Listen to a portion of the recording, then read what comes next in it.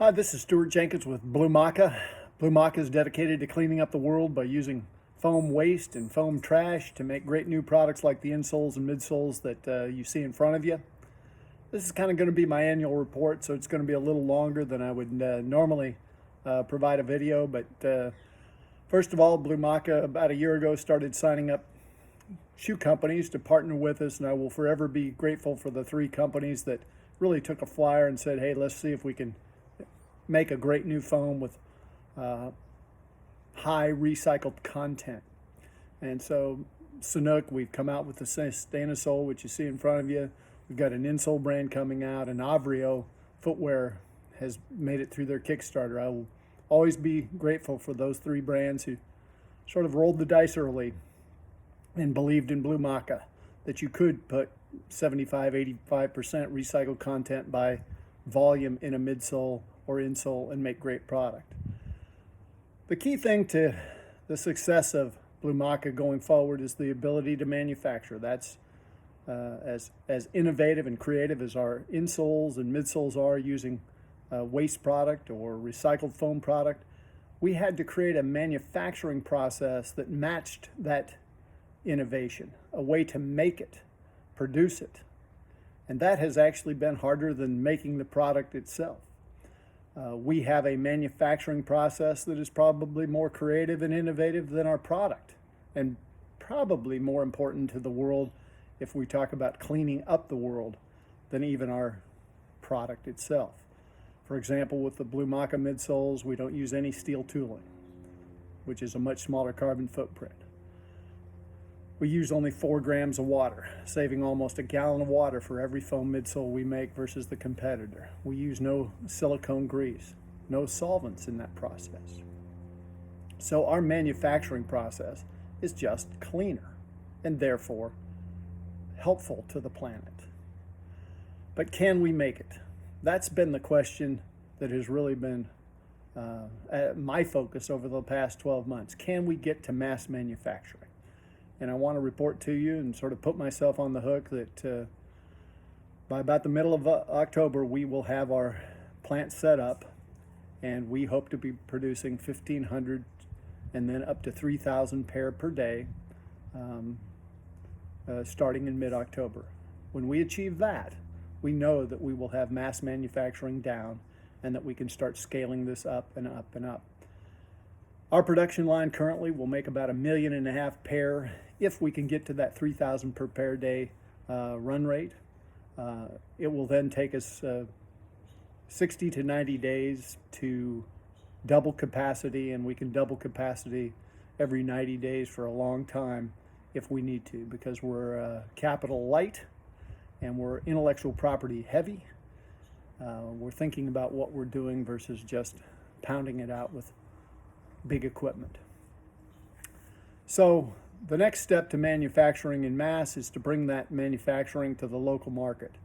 It is our plan that if this works in our current facility in China, to very quickly bring a facility to the United States and other countries as needed. But I think our second facility will be in the United States of America, so that we can clean up local waste, clean up local foam, and make midsoles and insoles for those companies that want to make it locally. This will be a big step for us, but given our clean manufacturing environment and our low capital intense manufacturing environment, we think it's right for the United States. You know, we exported a lot of these jobs, activities I should say, rather than jobs, to foreign countries because they were dirty and messy, and foam production is certainly dirty and messy. And there's no point of importing back the same processes that we exported 15, 20, and 30 years ago. So we're really not importing the same problems that we exported. We're importing a clean technology. We're importing a technology that relies on high content recycled goods.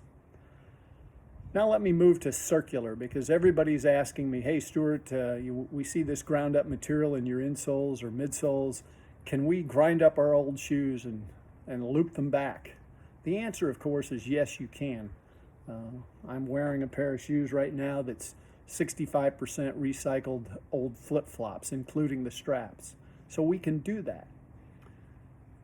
But I think one perspective that may not be getting enough play in the loop discussion or the circular footwear discussion is that, everybody calls me and wants me to grind up their old shoes. And that's great. Everybody likes to have a trash man, if you will, somebody to clean up the waste. But I'm not sure people really respect the people that clean up the waste. And what I mean by that is, if these footwear brands, if you're a footwear brand and you want to have loop content, circular content, and you want your old shoes ground up, your old flip-flops ground up, your old Ugg boots ground up, you're going to have to buy new product made from that loop. And you have to plan for what you're going to buy when you send back the old flip-flops, for example. So commitment to loop means commitment to making product from loop content product. Do I believe BLUMAKA has a role in that? I certainly do, and we would look forward to working with people who want to do that. We have proven that we can make shoes out of old insoles, old wetsuits, old slippers, old flip-flops, and I'm sure that this list could be longer. So there's an update for BLUMAKA. Mass manufacturing should come online in October. We hope to have 1.5 million pair capacity that we can then double and triple over the next 90 days past that and build as demand warrants. We hope to start building a facility in the United States as soon as demand asks for it, but we'd like that to be our next facility.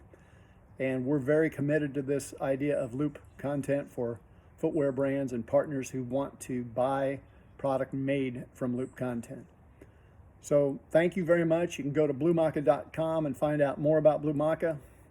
This is the 2020 annual report. Take care.